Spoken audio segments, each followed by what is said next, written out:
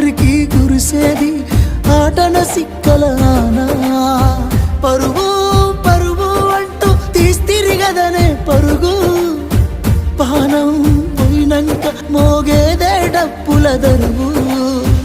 ఉండదనికే హాని పిల్ల పాపాలతోని, హాయిగా బతుకేను వందేళ్ళు.